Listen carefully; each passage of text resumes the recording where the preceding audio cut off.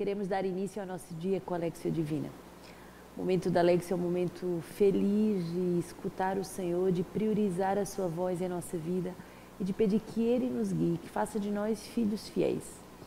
Não só que digamos que o vamos servir, mas que de fato entremos na sua vontade, entremos no seu desejo para as nossas vidas. Então quero acolher a todas as casas de vida, de aliança, todos os nossos benfeitores, todos os amigos da comunidade Semente do Verbo, todos os padres religiosos e religiosas, eremitas, todos os contemplativos que seguem esse momento com a Lexio Divina. Você pode abrir a Palavra de Deus em Sofonias 3, 1 a 2 e 9 a 13. Sofonias 3, 1 a 2, 9 a 13. Ai da rebelde, ai da manchada, da cidade opressora. Ela não ouviu o chamado, não aceitou a lição, não confiou no Senhor, nem se aproximou do seu Deus. Sim, então darei aos povos lábios puros, para que todos possam invocar o nome do Senhor e servi-lo sob o mesmo jugo. Do outro lado dos rios da Etiópia, os meus adoradores trarão a minha oferenda. E naquele dia não terás vergonha de todas as tuas más ações, pelas quais te revoltastes contra mim, porque então afastarei do teu seio teus orgulhosos fanfarrões. Não continuarás mais a te orgulhar em minha montanha santa. Deixarei em teu seio um povo pobre e humilde, que procurará refúgio no nome do Senhor. O resto de Israel, eles não praticarão mais a iniquidade, não dirão mentiras, não se encontrará em suas bocas língua dolosa. Sim, eles apacentarão e repousarão sem que ninguém os inquiete. Que bonito ver essa palavra do Senhor que vem de verdade nos lembrar o quanto o Senhor quer nos dar lábios puros.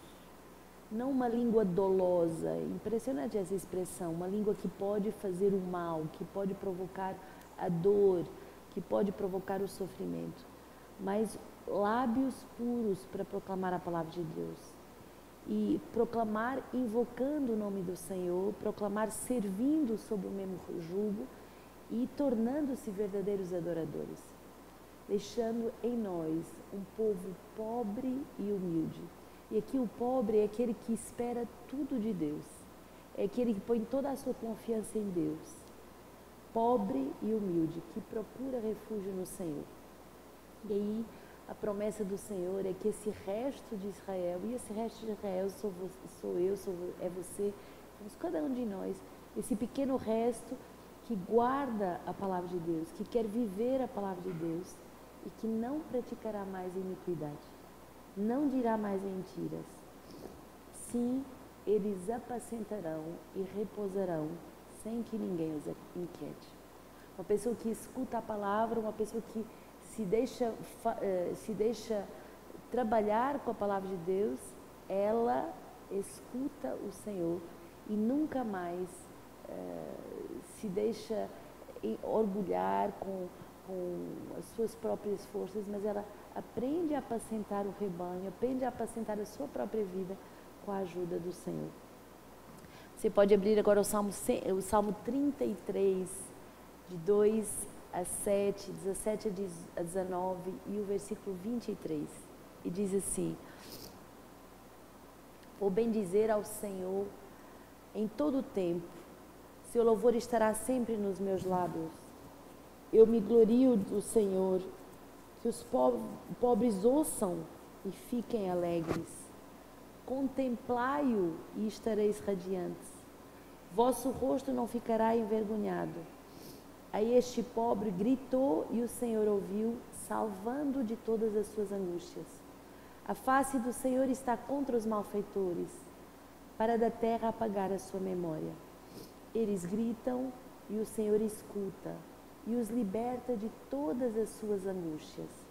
O Senhor está perto dos corações contritos, Ele salva os espíritos abatidos. Sim, o Senhor resgata a vida dos seus servos. Os que nele se abrigam jamais serão castigados. Que bonito esse salmo que diz que aquele que olhar para ele, aquele que o contemplar, resplandecerá.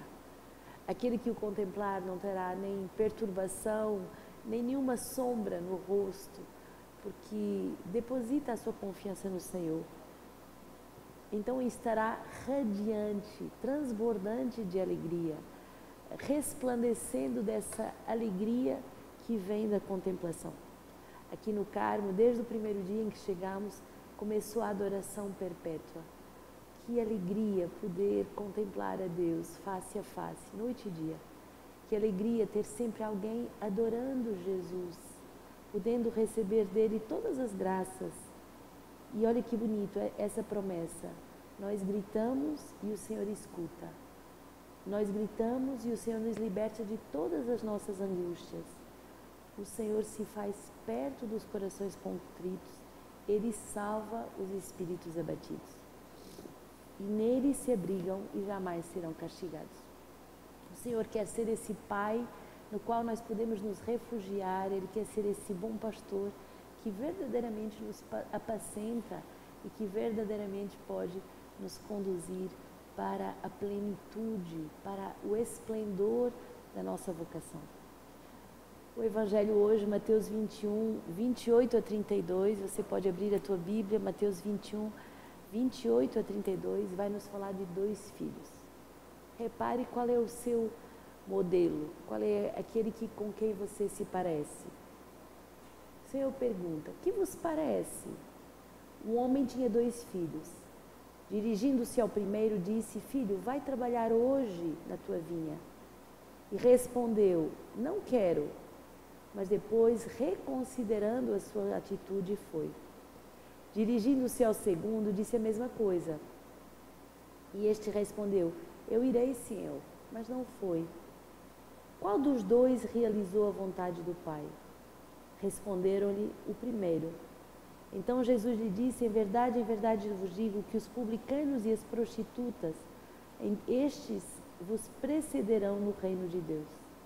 Pois João veio a vós no caminho da justiça e não crestes nele. Os publicanos e as prostitutas creram nele. Vós, porém, vendo isso, nem sequer reconsiderastes para crer nele.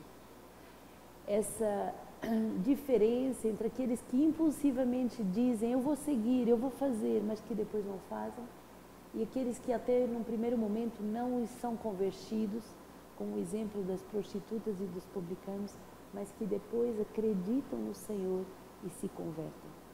Conheço muitas prostitutas ou publicanos que num primeiro momento tinham uma vida totalmente contrária à palavra de Deus, mas que depois, num segundo momento, reconsideraram, se converteram e entraram numa vida santa.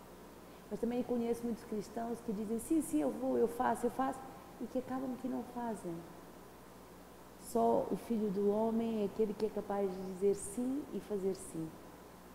Mas nós devemos nos aproximar desse exemplo que Jesus nos dá. Faça-se em mim segundo a tua palavra. Esse exemplo que a Virgem Maria nos dá, faça-se. Esse exemplo que São José nos dá, faça-se. E nesse ano, o Papa nos decreta esse ano de São José, certamente para nos ensinar a sermos justos, a nos deixarmos ajustar à vontade de Deus. Hoje, a leitura patrística que a Igreja nos oferece, na verdade não é uma leitura patrística, mas é a leitura do livro da imitação de Cristo, que vai nos falar de humildade e paz. E diz assim, não te preocupes muito em saber quem é por ti ou quem está contra ti, mas deseja e procura que Deus te ajude em tudo o que fizeres. Tem boa consciência e Deus será a tua boa defesa. A quem Deus quiser salvar, nenhum mal poderá prejudicar. Se souberes calar e sofrer, verás certamente o auxílio do Senhor. Ele sabe o tempo e o modo de te libertar. Portanto, entrega-te a Ele inteiramente.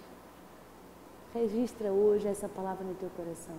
Entrega-te a Ele inteiramente, porque Ele sabe o modo e o tempo para te libertar. A Deus pertence aliviar-nos e tirar-nos de toda a confusão.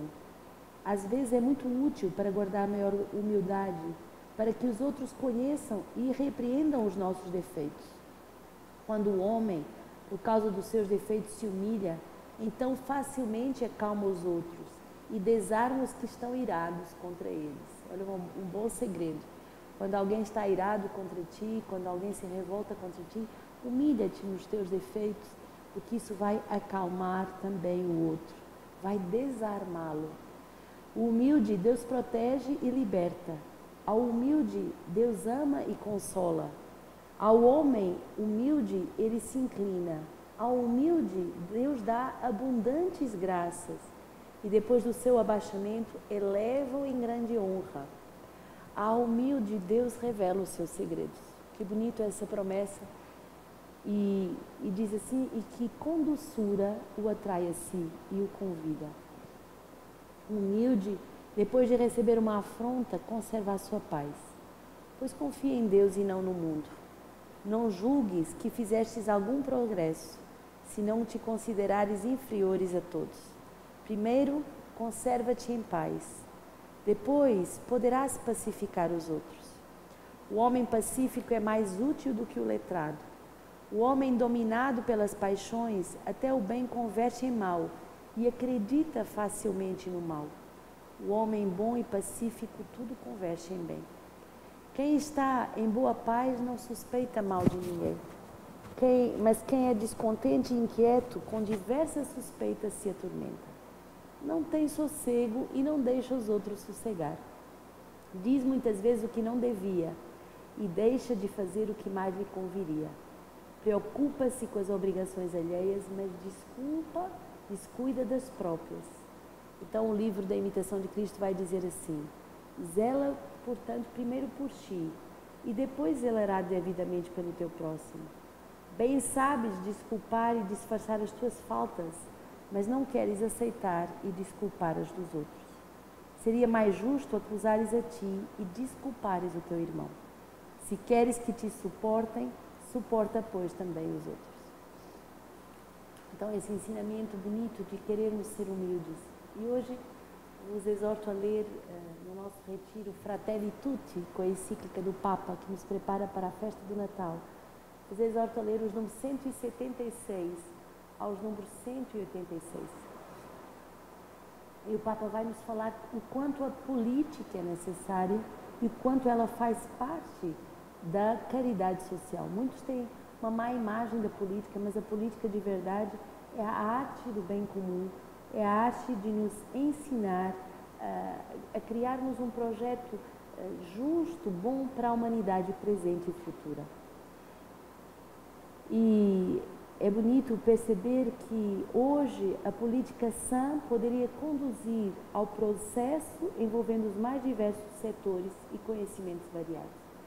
A política deve visar o bem comum e abrir caminhos de oportunidades diferentes, que implicam frear a atividade humana, no que não implicam frear a atividade humana nem o sonho do progresso, mas a orientar a nossa energia para novos canais. O amor político mostra o quanto o político, ao fazer boas leis, ao gerir bem aquilo que lhe é confiado, ele está fazendo um ato de caridade. É uma forma de amar real. Então o Papa diz assim: eu convido a todos a revalorizar a política, que é uma sublime vocação e é uma das formas mais preciosas de caridade, porque busca o bem comum. Meu Deus, se os nossos políticos, se você conhece um político, oferece esse livro do Papa, porque se os políticos tivessem consciência da sua missão, eles mudariam certamente de forma de viver a sua política.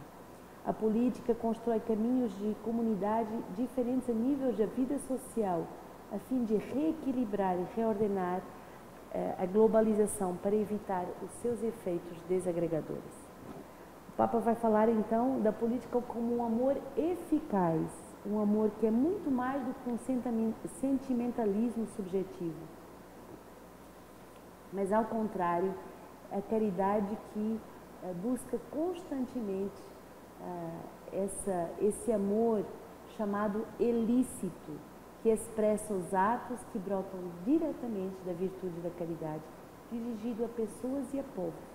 Mas também há um amor, diz o Papa, imperado, que traduz atos de caridade e que nos impelam a criar instituições mais sadias, regulamentos mais justos e estruturas mais solidárias. Então, o Papa conclui dando um exemplo.